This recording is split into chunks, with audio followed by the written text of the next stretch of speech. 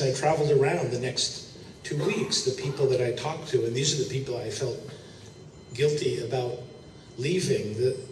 I came home with the images of these upturned faces of young people, especially the young girls who were dressed in green. I brought this as a souvenir that a young girl gave me when I was at a Mousavi rally in Tehran, and this was what everyone was wearing, and of course the girls wore it more attractively than I do.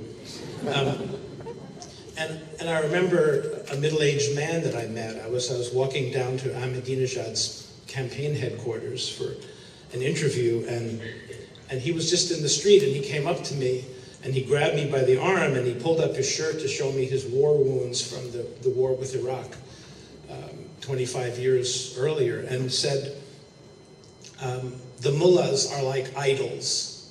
They must be broken. And he actually worked in the presidential office, which was just around the corner from the headquarters of the campaign office. And a mullah that I met, who was a friend and student and supporter of Ayatollah Montazeri, who spent 3 or 4 hours sitting and talking to me about the divisions within the clergy and the different attitudes and approaches that many of the clergy had, and of course the journalists. And I met people from TV and from print and magazines, and a documentary film producer while I was there, several of whom were arrested in the aftermath. Others were fired even before the election when they were preparing or cleaning up, and others driven into exile. And these are all the people that I was thinking about when I was sitting at the airport waiting for my plane to leave. Now, I understand politics, and I understand that things are very complicated, both inside Iran and in U.S.-Iran relations. And I'm not a great fan of Mousavi and Karoubi and the others, certainly not of Rafsanjani, and who's pretty much a corrupt wheeler-dealer and so on. I understand that I'm not idealizing any of these people, and I can't predict the future. We may wake up tomorrow and find out that some general strike has broken out, and that the oil workers and transport workers and teachers and others, the bazaar has gone on strike and the regime is tottering. Or we may have a meeting like this in 10 years and be in the same place we are now, hoping that things will change. But something has changed, and that's clearly the message that I want to bring today. I want to discuss sort of 2 images that really stuck with me as a journalist when I came back home. One was a rally for Mousavi in Tehran at a big soccer stadium where I tried to do my own little crowd count. I came up with about 15,000 people there.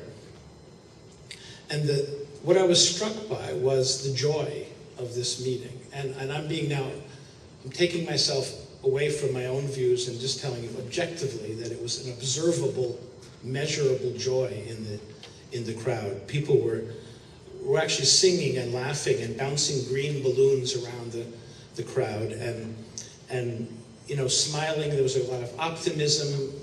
People had tears of joy in their eyes as they listened to some of the speakers. I met Zara Rahnavard at this event and saw her speak and watched from the women's section, on the left side of the audience,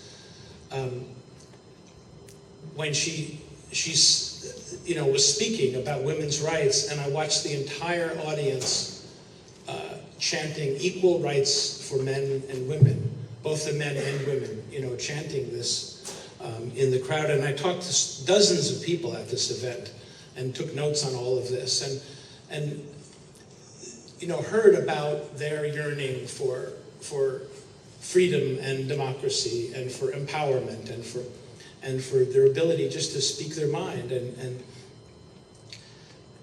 the next day I went to an Ahmadinejad rally at Mosala, which is this huge complex in downtown Tehran. And again, objectively, and I wrote about this in my blog from Tehran, which I thought a little bit, well, maybe I shouldn't write this, but I did, you know, I mean, I figured I guess they could kick me out of the country or something, but I said it reminded me of a Nuremberg rally in Germany in 1936 or so. The crowd was filled with hate. It was filled with anger and great amount of bitterness and rage, and an undercurrent, and I'm basing this on interviews that I did with people in the crowd and with mullahs and others who were there, of religious extremism, of belief that the world was conspiring to destroy the hidden imam who was about to return, and that only Ahmadinejad understood this. And the way the speakers at this event used their speeches and their films of, you know, the ancient martyrs of Islam to whip up the crowd into literally a frenzy. A crowd that was packed with these young Basijis in sleeveless, you know, cut-off shirts so they could show their muscles, and chanting and, you know, pounding their fists in the air. And finally, they rushed the stage as one of the speakers was shouting about a conspiracy by Rafsanjani's family, which had allegedly shut down the metro so that people couldn't come to this great event, which of course was not true. The buses and the subways kept running all throughout. And they rushed the stage and they were trampling over, I watched them trample over literally veterans in wheelchairs who had been put in the front row so they could get, you know, right up against the stage. And I finally had to climb out a window because I was pressed against the wall by literally thousands of surging, you know, chanting people. And so it made me think at that moment, who's got the majority, really? Again, as a reporter, how do I know, right? So on election day, I traveled around Tehran to probably 15 different polling stations looking for Ahmadinejad voters. And I have to say they were hard to find. I mean, I know that you're going to say that I went to the wrong places and so on, but I don't think I did. I mean, I worked very hard to go even to Ahmadinejad's neighborhood in Tehran where he used to live, and found a group of women, 8 women, all dressed head to toe in black. They went, okay, maybe, you know, and no, each one said Musavi, Musavi, Musavi when I asked who they were supporting. And that night I was going up to do an interview on Press TV, and I was riding in my taxi cab just by myself going up to the TV studio. And I could see the trouble building. You could see it in the streets. The army was occupying the town already. This was about 8:30 at night. The polls hadn't even closed yet because the election had been extended because of the massive turnout. And you could see that Tehran was already becoming an occupied city. You could see the large trucks and vans pulling up to the little SUVs and parked in convoys of 15 along the roadsides, and armed men jumping out of these truck, you know, transports and jumping into the SUVs so they could be quickly mobilized for whatever was coming. And the Interior Ministry, the whole area around it was blocked off so you couldn't get near to it. And of course my cell phone died, and I'm thinking, oh, you know, it's my cell phone, but as we know, almost everybody's cell phone died.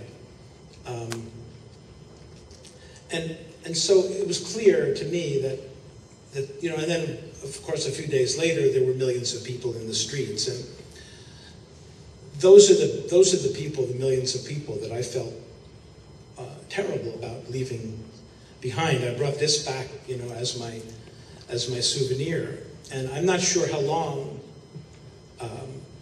it's going to take. It's way beyond my pay grade to figure out, you know, where Iran is going in the near future and in the long-term future. But I do know that those are the people who are going to build a new Iran, and it's only a matter of time. Thank you very much.